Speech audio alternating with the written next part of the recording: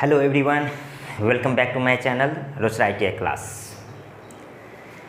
चलिए बच्चों, इससे पहले जो हम लोग डिस्कस कर चुके हैं रेजिस्टेंस चैप्टर स्टार्ट किए थे। इससे पहले बेसिक इलेक्ट्रिसिटी चलाए हैं, टूल्स चलाए हैं, सेफ्टी प्रिकॉशन चलाए हैं। तो इस बीच में थोड़ा सा काफ़ी गैपिंग हो गया है। ठीक है, देखते हैं रेजिस्टेंस चैप्टर में क्या क्या डिस्कस किए हैं, क्या होता है रेजिस्टेंस। तो चलिए एक बार डिस्कस कर लेते हैं क्या होता है प्रतिरोध, क्यों ज़रूरी है प्रतिरोध, है ना। प्रतिरोध हमारे दैनिक लाइफ में भी तो ज़रूरी है ना। जैसे ब्रेकर होता है ना सड़क पे, क्यों दिया जाता है ब्रेकर, कुछ तो कारण है, रीज़न है ना। जैसे कोई हाईवे है या फिर मेन जो भी जिसमें मतलब सड़क पे बस ट्रक चल रही है, गाड़ी चल रहे हैं, मोटरसाइकिल चल रहे हैं, तो वहाँ जहाँ स्कूल बच्चे दिखेंगे, स्कूल होगा वहाँ पे बच्चे दौड़ेंगे, वहाँ पे ब्रेकर जरूर लगाया गया होगा, इसलिए कि वहाँ पे धीमी गति करेंगे, इसलिए कि वहाँ पे बच्चे मौजूद हैं, क्रॉस कर रहे हैं बच्चे, स्पीड में गाड़ी आएगी, उसे अगर अचानक बच्चे सामने पड़ गए तो कंट्रोल करना बहुत ही मुश्किल हो जाएगा। ठीक है ना, इसीलिए पहले ही उससे काफ़ी पहले ब्रेकर दे दिया जाता है ताकि उसके दरमियान उस क्रॉसिंग के समय गाड़ी स्लो करे ड्राइवर। ठीक है ना, तो ठीक उसी तरह हमारे सर्किट में भी ब्रेकर की ज़रूरत होती है। उसी ब्रेकर को हम लोग प्रतिरोध कहते हैं। जैसे कहाँ पे ब्रेकर की ज़रूरत है, जैसे हमारे घर में 220-230 वोल्टेज आ रही है। ठीक है, कोई ऐसा डिवाइस है जो 220 पे चल रही है, कोई नॉर्मली AC देखा जाए तो 220-230 पे तो चल ही रही है। ठीक है, ज़्यादातर आपको DC में देखने को मिलेगा। कोई ऐसा कंपोनेंट है जो 5 वोल्ट पे चलेगी, कोई 9 वोल्ट पे चलेगी, कोई 12 वोल्ट पे चलेगी, कोई 24 वोल्ट पे चलेगी। तो आप ज़्यादातर देखिएगा जो भी DC कंपोनेंट, जो भी मतलब इलेक्ट्रॉनिक्स डिवाइस है, उसको जब हम ओपन करेंगे तो कई सारे हर एक जगह पे आपको रेजिस्टेंस दिखेगा। इलेक्ट्रिकल सर्किट में नहीं दिखेगा प्रतिरोध ज़्यादा। ट्यूबलाइट जला रहे हैं, बल्ब जला रहे हैं, पंखा चला रहे हैं, रेगुलेटर उसमें दिखता है, इसलिए दिखता है कि हमको स्पीड कम करना है, ज़्यादा करना है, इसलिए। ठीक है ना, और बाकी हर एक जगह नहीं दिख रहा है।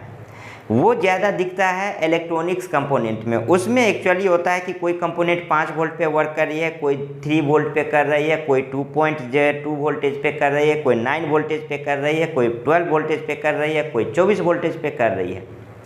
तो इसीलिए वहाँ पे क्या होता है कि हर कंपोनेंट के पीछे एक रेजिस्टेंस ज़रूर लगाया जाता है। वो कैलकुलेशन करने के साथ साथ लगाया जाता है। चूँकि कोई 2 वोल्टेज का है और यहाँ से हम सप्लाई दे रहे हैं 9 वोल्टेज, अगर 9 वोल्टेज डायरेक्ट जाएगा वो कंपोनेंट जल जाएगा, तो उसके लिए वहाँ प्रतिरोध की ज़रूरत है। आगे 9 वोल्टेज है, अगर 9 वोल्टेज सप्लाई दे रहे हैं तो वहाँ पर प्रतिरोध की कोई ज़रूरत नहीं है, तो वहाँ पे नहीं लगाते हैं। अगर वही 12 वोल्ट सप्लाई है, 9 वोल्टेज अगर डिवाइस लोड वोल्टेज लेने लायक जो है 9 वोल्टेज है, तो वहाँ पे फिर हम रेजिस्टेंस का यूज करते हैं। जहाँ 24 वोल्टेज है, अगर हम 24 से प्लस दे रहे हैं वोल्टेज, सप्लाई वोल्टेज, तो वहाँ पे हमें प्रतिरोध की ज़रूरत है। इसीलिए हमें प्रतिरोध की आवश्यकता है। जैसे अपने दैनिक लाइफ में एक ब्रेकर की ज़रूरत होती है, ठीक उसी तरह हमारे सर्किट में भी एक ब्रेकर की ज़रूरत होती है। उसी ब्रेकर को हम लोग प्रतिरोध कहते हैं। क्या कहते हैं उसको? प्रतिरोध कहते हैं। उसी ब्रेकर को हम लोग प्रतिरोध कहते हैं। तो अच्छे से समझ में आया होगा कि प्रतिरोध क्यों ज़रूरत है, प्रतिरोध क्या है। ठीक है, तो इसके बारे में हम कई सारे पॉइंट हम बता दिए हैं कि प्रतिरोध किन किन कारकों पे डिपेंड करती है। तो प्रतिरोध पदार्थ की लंबाई पे डिपेंड करती है, उसकी मोटाई पे डिपेंड करती है, पदार्थ की किस्में पे डिपेंड करती है। जैसे चांदी है, उसका प्रतिरोध कम है। ठीक है ना, और एल्युमिनियम है, लोहा है, उसका प्रतिरोध एज कंपेयर टू चांदी ज़्यादा है। इसीलिए उससे धारा जो वहन क्षमता होती है वो कम होती है, चांदी में सबसे ज़्यादा होती है। तो कई जगह ये भी क्वेश्चन किए जाते हैं कि सबसे बेस्ट कंडक्टिंग मटेरियल कौन सा होता है, सुचालक पदार्थ चांदी होता है। तो फिर हम उसे अपने दैनिक लाइफ में कॉइल में क्यों नहीं यूज करते हैं, तो काफ़ी उसका आंसर दे देते हैं, महंगे होने के कारण बस। तो जहाँ अगर गलनांक की डिस्कस न हो, अगर महंगाई का डिस्कस हो, तो वहाँ पे फिर हम ऑप्शन में महंगा ही टिक मारेंगे। अगर गलनांक का डिस्कस हो गया तो गलनांक डिस्कस करेंगे, वो ऑप्शन हो जाएगा। गलनांक जो है उसके कमी के कारण बस वहाँ पे हम चांदी का इस्तेमाल नहीं करते हैं। ठीक है, तो चलिए आज हम लोग डिस्कस करेंगे विशिष्ट प्रतिरोध के बारे में। क्या होता है विशिष्ट प्रतिरोध? प्रतिरोधकता, जो पदार्थ जितना लंबाई है और उसके क्षेत्रफल जितना, जैसे ये मेरा वायर है, इसका वायर की लंबाई ले लेते हैं 14 मीटर 20 मीटर जो भी है, इसका कटाक क्षेत्रफल, ठीक है ना, इस टोटल मतलब जो लंबाई हो रहा है सो, और इसके क्षेत्रफल व्यास, जो टोटल जो होता है, जो प्रतिरोध लगता है वही प्रतिरोधकता कहलाता है, वही विशिष्ट प्रतिरोध कहलाता है ना। प्रत्येक चालक जो होता है, जैसे ये चालक पदार्थ है, अपनी संरचना के अनुसार कोई मोटा होगा कोई पतला होगा, इसीलिए संरचना का डिस्कस हो गया, कोई मोटा होगा कोई पतला होगा। जो मोटा वायर होता है उसमें प्रतिरोध कम होता है, जो पतला वायर होता है उसमें प्रतिरोध ज़्यादा होता है ना। तो अपनी संरचना के अनुसार, तो इसको याद रखने के लिए तरीका है, कोई कहता है कि पतला में कम प्रतिरोध होता है, मोटा में ज़्यादा होता है। आप ये पंपिंग सेट चलाते हैं, पतला पाइप लगाएंगे तो ज़्यादा मतलब पानी नहीं बहेगा, अगर वही मोटा पाइप लगा देंगे तो उससे ज़्यादा फोर्स भले ज़्यादा हो कम हो, लेकिन वो ज़्यादा पानी का प्रवाह ज़्यादा होगा, ठीक है ना। तो यानी मोटा वायर हो प्रतिरोध कम होगा, पतला वायर होगा प्रतिरोध ज़्यादा होगा। तो अपनी संरचना के अनुसार अपने में से प्रवाहित होने वाले विद्युत धारा का विरोध करता है, विरोध करेगा कटाक क्षेत्रफल और लंबाई दोनों, तो वही होता है विशिष्ट प्रतिरोधकता यानी प्रतिरोधकता। ठीक है, किसी भी पदार्थ का प्रतिरोध शून्य नहीं होता है, कोई भी पदार्थ ले लेंगे शून्य नहीं होगा, चाहे सोना चांदी क्यों न हो, प्रतिरोध कुछ न कुछ रहता ही है, शून्य नहीं हो सकता है, ठीक है ना। इसे रो से सूचित किया जाता है, इस तरह से होता है। विशिष्ट प्रतिरोधकता का मात्रक जो होता है सो ओम मीटर होता है। कई कॉम्पिटिटिव एग्जाम में पूछे जाते हैं विशिष्ट प्रतिरोधकता का मात्रक क्या है, तो ओम मीटर है। क्या है, तो ओम मीटर है। विशिष्ट प्रतिरोधकता का मात्रक क्या है, तो ओम मीटर है। इसको किसके द्वारा सूचित करते हैं, तो रो के द्वारा सूचित करते हैं, ठीक है, याद रखना है। ओम मीटर होता है। विशिष्ट प्रतिरोधकता का मात्रक क्या होता है, तो ओम मीटर होता है, ठीक है। वो ओम मीटर कैसे होता है, तो रेजिस्टेंस बराबर रो इंटू एल, लंबाई बटे कटाक क्षेत्रफल होता है। तो उसको कैलकुलेशन करेंगे तो क्रॉस मल्टीपल करेंगे, रो इंटू ए हो जाएगा, रेजिस्टेंस इंटू एरिया हो जाएगा, इक्वल्स टू रो विशिष्ट प्रतिरोध इंटू एल होता है। जो विशिष्ट प्रतिरोध बराबर होता है रेजिस्टेंस, ठीक है ना, इंटू क्षेत्रफल अपन लेंथ। तो क्या हो गया, रो बराबर ये रेजिस्टेंस का मात्रक क्या होता है, ओम होता है, प्रतिरोध का मात्रक क्या होता है, ओम होता है, ठीक है। और टोटल क्षेत्रफल क्या होता है, मीटर स्क्वायर होता है, मीटर स्क्वायर हो जाएगा। लंबाई का मात्रक क्या हो जाएगा, मीटर हो जाएगा। तो मीटर स्क्वायर और मीटर कैंसिल हो जाएगा, क्या बचेगा, सिर्फ मीटर बचेगा। क्या बचेगा, सिर्फ मीटर बचेगा। तो क्या हो जाएगा, टोटल रिजल्ट ओम मीटर हो जाएगा, ठीक है। अच्छे से समझ में आ गया होगा। विशिष्ट प्रतिरोध क्या क्या क्या होता है, उसका मात्रक क्या होता है, ओम मीटर होता है। उसको किसके द्वारा सूचित करते हैं, रो के द्वारा सूचित करते हैं, ठीक है। इस पे एक क्वेश्चन हम डिस्कस कर देंगे, तो उससे क्या होगा, क्लियर हो जाएगा विशिष्ट प्रतिरोधकता क्या है और उससे रिलेटेड कैसे क्वेश्चन आते हैं एग्जाम में, वो भी अच्छे से समझ में आ जाएगा। इसको आप लोग वीडियो को पॉज करके लिख लीजिएगा, ठीक है ना। फिर हम नेक्स्ट क्वेश्चन हम अभी डिस्कस करते हैं।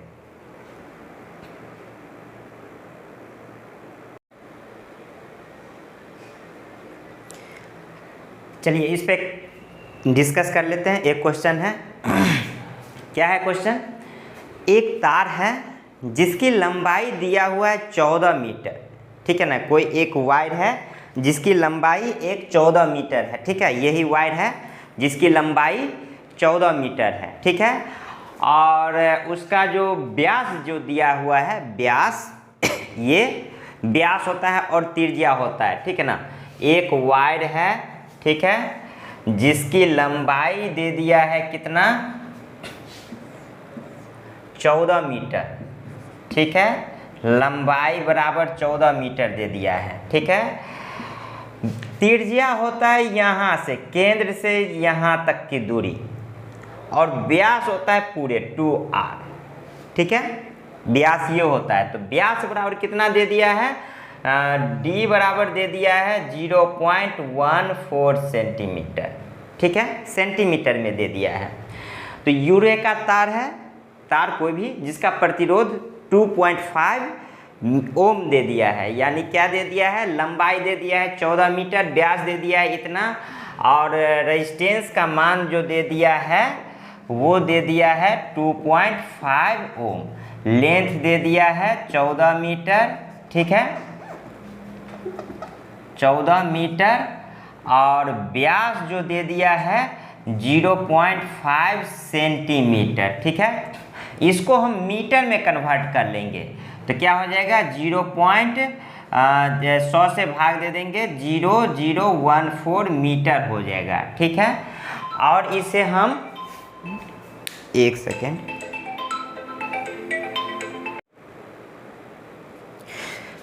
चलिए क्या है? व्यास बराबर क्या दे दिया है?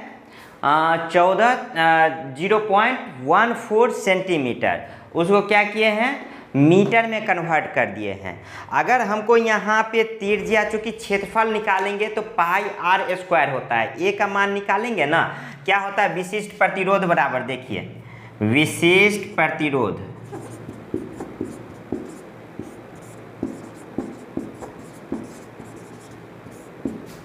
रो बराबर क्या होता है?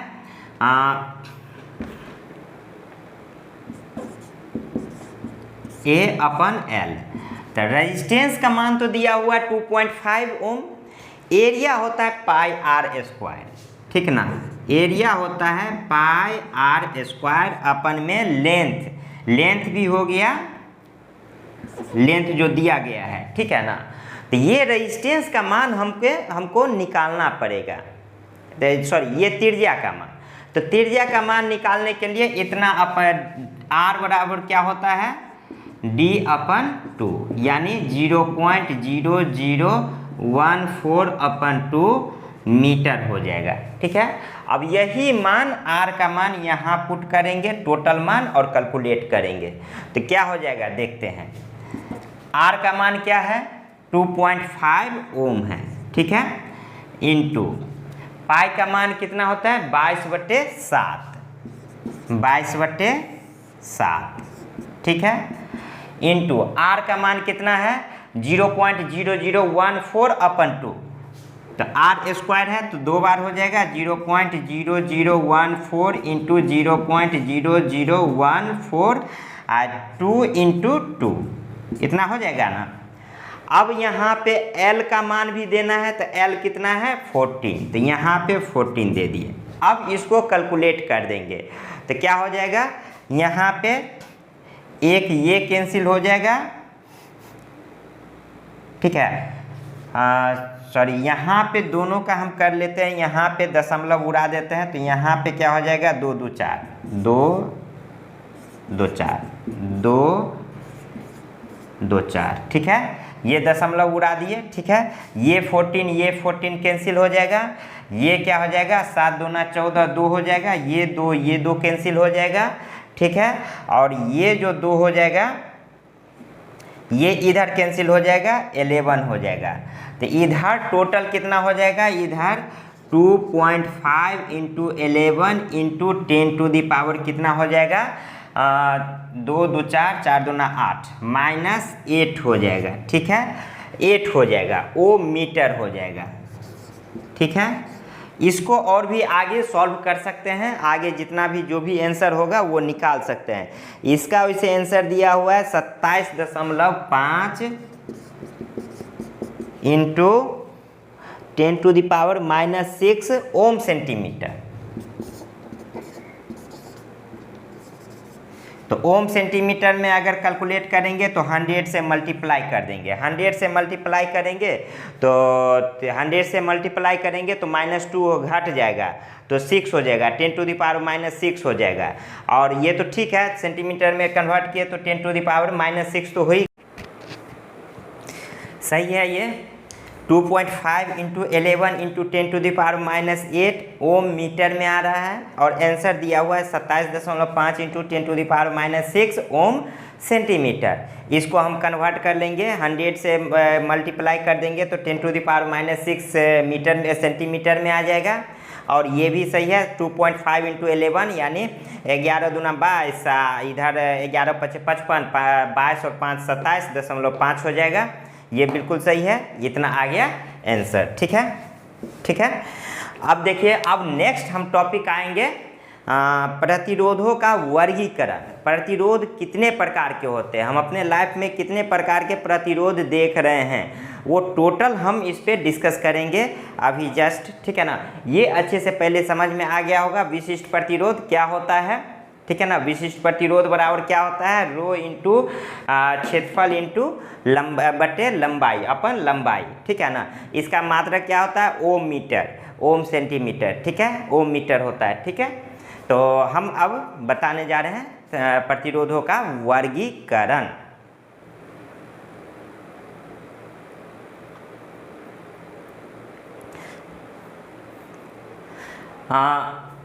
वीडियो काफ़ी लंबी हो जाएगी, इसीलिए हम यहीं पे इस टॉपिक को विराम करते हैं। नेक्स्ट टॉपिक में आएंगे, नेक्स्ट वीडियो में हम आएंगे प्रतिरोधों का वर्गीकरण लेके। ठीक है ना, तो यहीं पे अच्छे से इतना ही, शॉर्ट्स ज़्यादा लंबी वीडियो नहीं होना चाहिए, शॉर्ट्स वीडियो ही होना चाहिए, इतना ही काफ़ी है। और इसके बाद हम आएंगे नेक्स्ट वीडियो में प्रतिरोधों का वर्गीकरण लेके। ठीक है, तब तक के लिए धन्यवाद, जय हिंद।